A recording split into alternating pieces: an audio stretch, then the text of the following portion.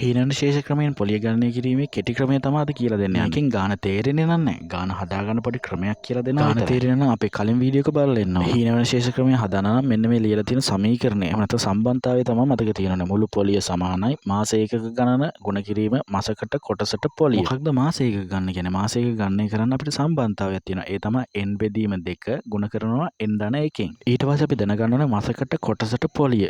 කියන්නේ මොකක්ද කියලා. මාසකට කොටස කියන්නේ මාසෙකට මෙයා ගෙවන කොටස. ඉහත ගැටලුවේ අපි දන්නවා මාසෙකට මෙයා 5000 ගාණ ගෙවනවා. ඉතින් ඒ 5000ට අදාළ පොලි කීයද කියලා තමයි මේ මාසකට කොටසට පොලියට අපි ගණනය කරගන්න ඕන. දැන් අපි දන්නවා n කියන්නේ 10යි. n කියන්නේ මොකක්ද? ඒ කියන්නේ මේ 50000 ගෙවන වාරික ගණන. ඔයාලා දන්නවා ඉහත ගැටලුවේ මේ වාරික ගණන අපි 10යි කියලා ගත්තා. ඉතින් ඒ නිසා 10 බෙදීම 2යි 10 ධන 1 කියන එක ආදේශ කරලා උත්තරේ ගන්න. 10 2කින් බෙදපුවම 5යි 10 ධන 1 කියන්නේ 11යි. දෙක ගුණ කරපුවම අපිට 55 කියන උත්තරේ 5000 බිංදු 2යි 100 බිංදු 2යි කැපිලා යනවා. ඒතර 50 ගුණ කිරීම 2 කියලා විලා අපිට උත්තරේ එතෙන්ට එනවා 100යි කියලා. මොකකටද මේ උත්තරේ එන්නේ? මාසකට කොටසට පොලිය කියන එකට. මාසයක ගන්න සහ මාසකට කොටසට පොලිය කියන එක වෙන වෙනම උඩින් හදාගෙන ඉන්නවා නම් ගාන හදන්න ලේසි. දැන් අපි මාසයක ගන්න සහ මාසකට කොටසට පොලිය ආදේශ කරමු. ඒ දෙක ගුණ කරපුවාම එනවා 5500යි කියලා උත්තරේ. ඔයාලට මතක ඇති අපි කලින් ගානේ දිගට හදලා ওই 5500 කියන උත්තරේ ගත්තා. දැන් මේ 5500 කියන්නේ මුළු පොලිය. ඉතින් මුළු පොලිය එකපාර ගෙවන්න බෑනේ. ඒ නිසා අපි